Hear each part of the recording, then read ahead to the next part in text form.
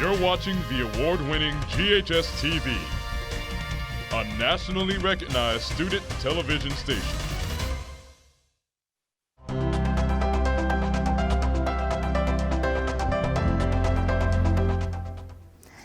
Welcome to Inspiring Leaders. I'm Donna Chandler Newman, your host for our show, and thank you for watching our program. Through this show, we meet community leaders and we examine how they're using their unique talents and skill sets to make a difference. And through our discussions, we hope to inspire others to discover and to share their own leadership abilities for the overall betterment of our community. Now, today on our show, we'll visit with Fayette Cares, an organization that works to empower those in need with hope, independence, and lasting solutions. In fact, they believe that they have a fundamental responsibility to protect their community. And what's more, they've turned that belief into action. In this first segment of our show, we'll meet Alexandra Porto, Executive Director of Fayette Cares, along with Jeannettee Loyd, one of their very grateful clients.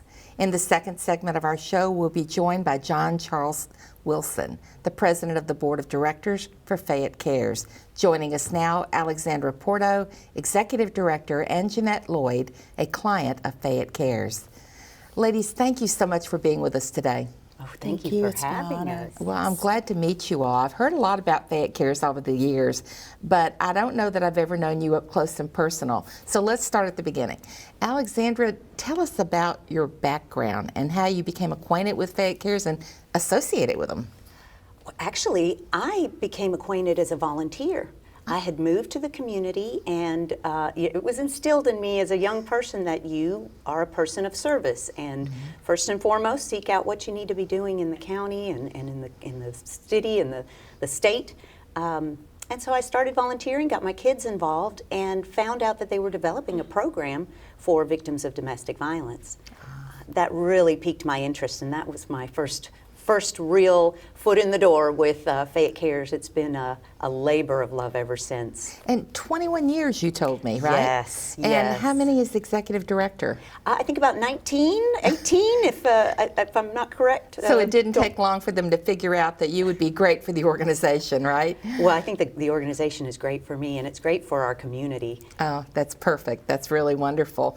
Well, before we go further, tell me about the history of this organization. It's not brand new. Oh, no, 30 plus years.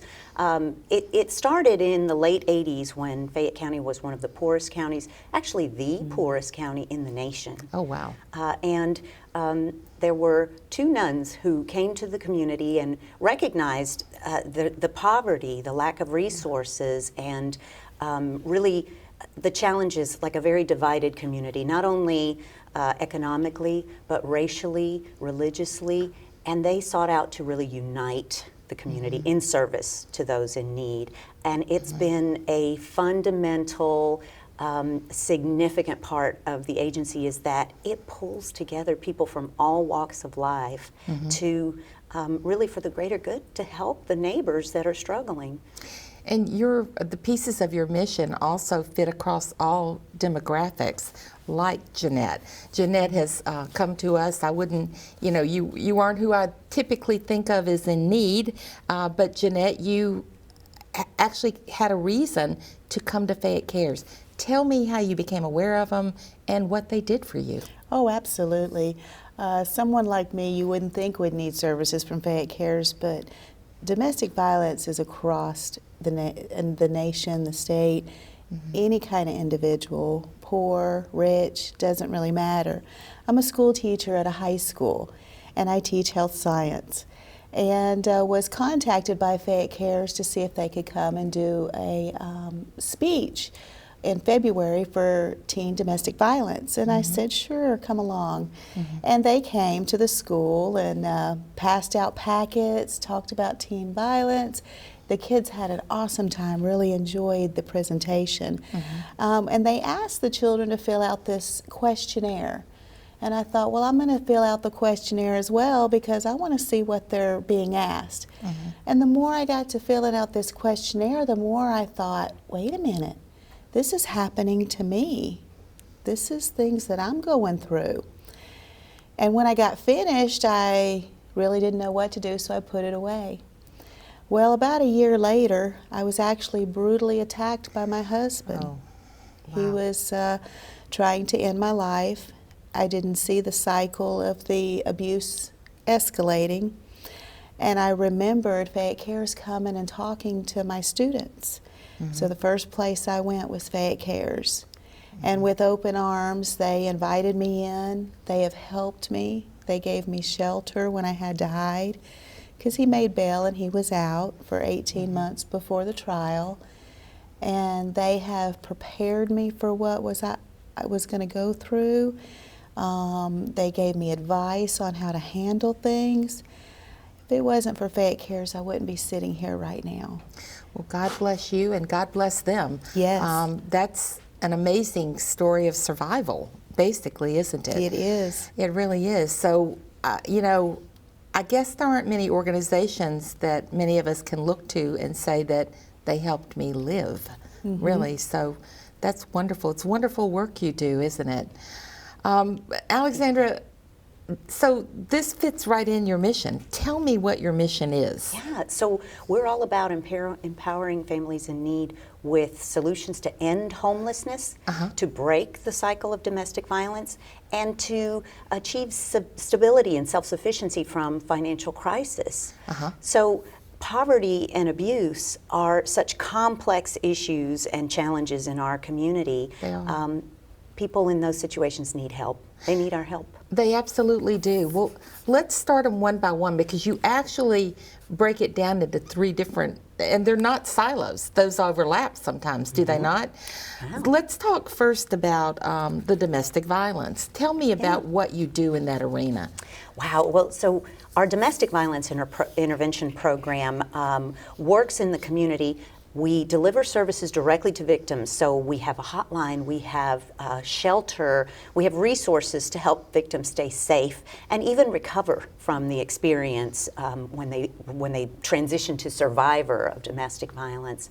We work with law enforcement even. We have a really innovative program called the Lethality Assessment Program, where we teach the police to use an innovative tool that flags high danger victims and gets them services immediately. 24/7. That's amazing. Wouldn't it have made a difference in Jeanette's life? Wouldn't it have? Yes, it would you have. had, because this is a new program. It is. Right? It is new, and at the time it hadn't been implemented in that department. And now we've got law enforcement partners, and we're growing other law enforcement partners. But it makes such a difference when a victim understands the severity of their situation and then knows where services are. That Fayette Cares is available to them 24/7. That's wonderful. So you do the counseling part. If I don't live in Fayette County, am I able to call you and ask questions? So the 800 number is a statewide number. Now they're able to reach us specifically in that area anytime, day or night. But what happens is quite often victims don't know who to call, and so that's a great starting point. We can either refer them to a county that's their county of origin. But in some cases, a domestic violence victim is not safe in their community. The abuser may find them or doesn't have resources. There are no shelters, or the shelters are full. And in those cases, we can step in to help families in need.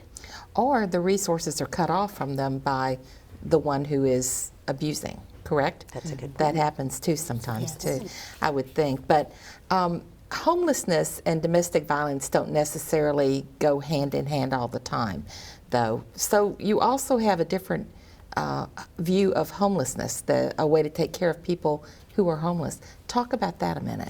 Well, so we do have domestic violence intervention programs and programs for homeless individuals, regardless of why they've become homeless. So not exclusively domestic violence, although 80% of homeless families have experienced domestic violence. Wait a minute, say that again. That's amazing. Yeah. A large percentage of families, and particularly women who are in shelter, have experienced domestic violence and are there because of either fleeing abuse or really the aftermath is so devastating, whether they've escaped and now are in ruins because of it. They've ended up in shelter. That's amazing. It really is. So, and you also mentioned something about children, didn't you? Yeah. What % of children are homeless, you said? 1 in 30 children in the United States are homeless. Oh my gracious. And if you can just imagine what a child is going through when they have no place to live, when they don't know where they're going to rest their head at night. As an educational institution, how that affects children who are trying to learn when they can't think of the subject matter at hand. They've got to think about whether they're going to sleep in the car tonight or in the hotel or maybe somebody's couch.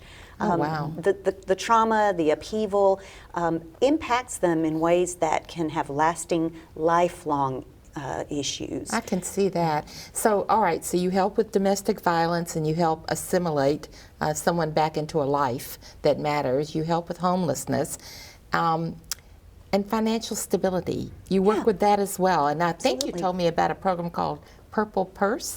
Oh, yes. So our Purple Purse, that's a financial empowerment program, also tied to domestic violence.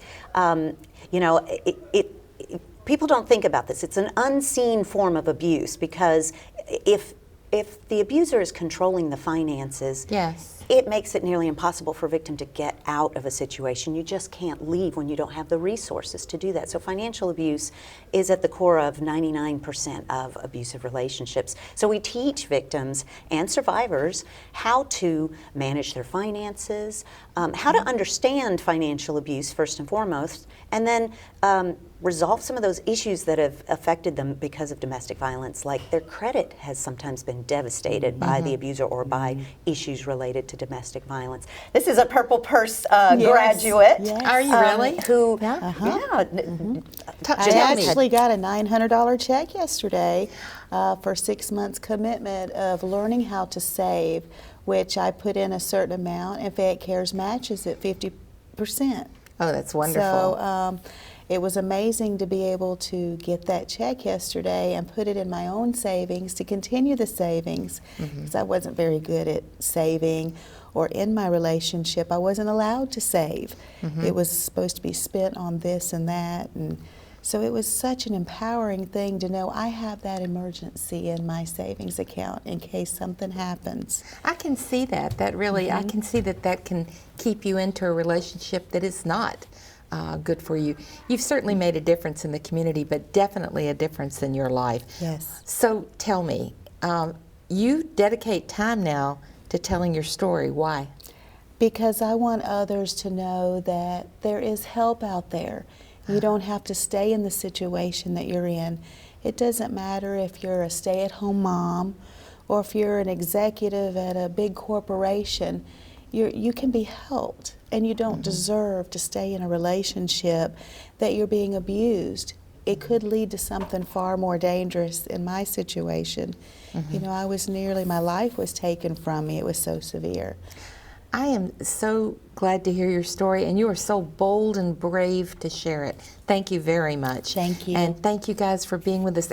Thank you for visiting and sharing with us, though. Alexandra, will you stay with me a few minutes? I'd love to. Okay, good. All right, we're going to invite your board president up, okay? Thank you. Thank you, ladies, and all the best to you. Thank you very much. We're going to pause now for a short break. When we return, we'll continue talking with Alexandra Porto, and we'll be joined by John Charles Wilson, President of the Board of Directors of Fayette Cares. GHS-TV started in 1982, and it was just a couple of cameras, a couple of on-air personality, and it's really grown into what you see today. It's a multi-million-dollar studio with top-of-the-line technology. Being able to operate, all of the machinery in the control room, being able to use all of our software and hardware that we have around the studio is a great skill because this is top-of-the-line equipment. I feel like this class has brightened my horizon. It's something that I never thought I would be doing, especially as a student. GHS-TV is probably one of the most hands-on experiences a student will ever get in their lifetime. Welcome back to Crosstalk. Nothing really has just the vibe that we have here. Especially after you finished, you get a real rush of, wow, I just did that. By the time a student graduates from Germantown High School, they will know pretty much every position there is, from producing to directing to on-air work. You learn time management, you learn organization, you learn how to work with people, how to better communicate with people. We put a lot on them, and they have to be able to have the responsibility and the knowledge to get everything that we ask them. I had very little experience, so in the past 3 years, the skills that I've learned have absolutely exponentially grown. The class has actually helped me figure out that I want to go to college for journalism. When a student graduates, they are the best possible version of themselves that they can be. Thanks for tuning in. We'll see you tomorrow. For more information about the Kappa program, visit ghskappa.com or call 755-7775. You're watching the award-winning GHS-TV, a nationally recognized student television station. Welcome back. I'm Donna Chandler Newman, and you are watching Inspiring Leaders. Today, we're talking with leaders from Fayette Cares. We're pleased to continue our discussion with Executive Director Alexandra Porto and to be joined by Board President John Charles Wilson, both with Fayette Cares. Thank you so much for staying, Alexandra. And John Charles, I'm just so glad you're here with us today. Thank you for joining us. Thank you so much. We appreciate it. It's a pleasure. Well, you know, you kind of have an interesting background because you actually work with a nonprofit, Agri Center, right? Absolutely. I was president of Agri Center for 16 years and retired in 2016 and went back to work with them a week later. So I'm still working 3 days a week with Agri Center, but you know, along the way, I've been involved with other boards and other agencies, and this is one that's very important to me. And so tell me why, because there are 3,500 nonprofits in this area. Why Fayette Cares? Well, first of all, I live in Fayette County, and my family has farmed in Shelby County and Fayette County my entire life. For 113 years, we've been farming in those areas. Really? And you know, I remember the days when Fayette County was the most poverty-stricken county in the United States. Yeah. And so I remember those days. I remember some of the homes that people lived in, and no running water and no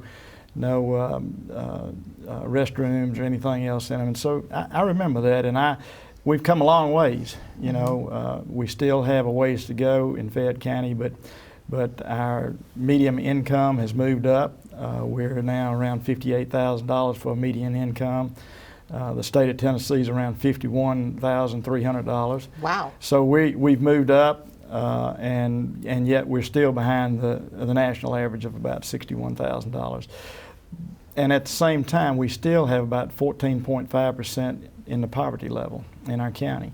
And so we still have a ways to go to try to meet the needs of the people in our county, and it's important to me. It's important to the whole county and all the residents in the county that we don't have anybody living on the street corner. Well, absolutely. We don't want that.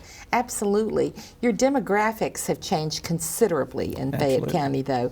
But I'm really gratified to hear that it's only, and I know that's not an only in front of it, 14.3 that are still left at that level, because it was so pervasive before, right? Yeah. But the 14.3 must still be helped, and that's where you all come in too, isn't it? Absolutely. Yeah. Absolutely. You know, we're a small county also with the number of people that we have in our county, and so, you know, everybody gets involved. It's a community, it's a community service. And right now, Fayette Cares is the go-to place for our law enforcement and for the help that we often have to address in the county with homelessness and domestic violence that Alexander has talked about. So, and your new residents are embracing Fayette County as their own as well, right? Oh, absolutely. They may come into Shelby to work, but they're moving out there and they're building new homes, and they're accepting Fayette County, we're accepting them, and they want to be a part of the county, and we have a lot of volunteers of the new people that are coming in that not only volunteer, but they financially help. Oh, that's good, because you need that. And let's talk about financially, because to offer the services that you're describing takes a great deal of money. Tell me how you raise your money. How do you fund this organization? Well, partially through fundraisers. We do receive donations from individuals, corporations, even some grants, and have a donation center and retail center that generates some revenue as well as some services for our clients. A thrift shop, right? A thrift shop, that's right. That's right. It's a source of donations from the community where we can provide supplies for our shelter and the families that we work with, even jobs for some of our clients. That's wonderful. But it also generates some revenue. But a big part of what we need help with from the community is to participate in our fundraising events. And we've got some really fun events all year long. And all right, so let's start with them. You have 2 in April, if I'm not mistaken, That's right? right. All right, let's talk about the plant sale. That's something that I understand a little bit about. So tell me about the plant sale. Well, I'll start out saying that the plant sale is really a fun event. And we have over 10,000 plants that will be at the sale, and a lot of these plants are donated by people that dig them up out of their yards. And so these are really healthy plants that are coming out of yards, and people have donated them to the plant sale, along with other professional growers that donate to us as well and help us in the plant sale. But it's a fun event. And, but I'm a garden club member, and I will tell you that is a great way to get plants, though, to have your friends share them with you Absolutely. and you share back. It is. So Absolutely. that's the date on that is April 18th. 18th. Okay. April 18th. And where is it? Where is that? It's actually going to be at West Junior High in Oakland. Okay. You know, it's just a 10-minute drive from the Shelby County line. And so it's a beautiful location, and it is really fun for the entire family. It's a full day of shopping. There are garden demonstrations. We have master gardeners who will teach on different topics, and lots of free, fun stuff for the kids, including hot dogs and free planting and some games. And it's really professionally run.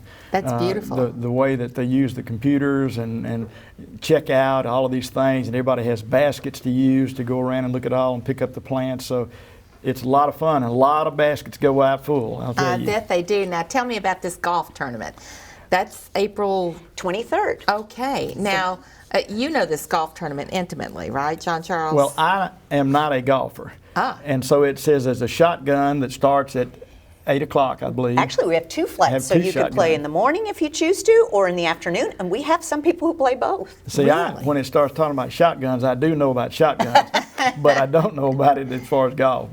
So it's April 23rd. What's the entry fee? April 23rd. So we have early fees right now, $85 for a morning round, $95 for the afternoon by April 6th, and then the rates go up, so people need to register now to get the best rate. Gotcha. And we have things like you get meals. If you register in the morning, you've got breakfast, lunch, dinner, we've got prizes and contests.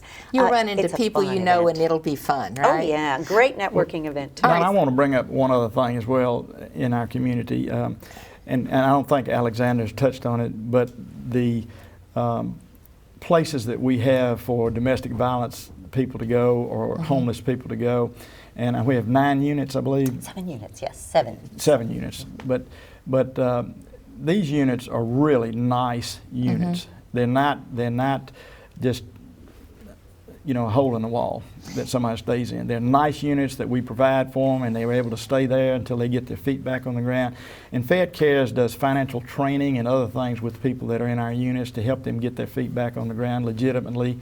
And so it costs about $1,500 a day to operate all of these units. So, oh, wow. So we have a lot of funding that we have to raise. Yes, you do. And and part of it is the way you've described with the grants and individuals, and so if anybody is watching and feeling a great need to give right now, you certainly would take that with care, right? Absolutely. Absolutely. FayetteCares.org/donate would be a great place to go to make a gift. I would think so.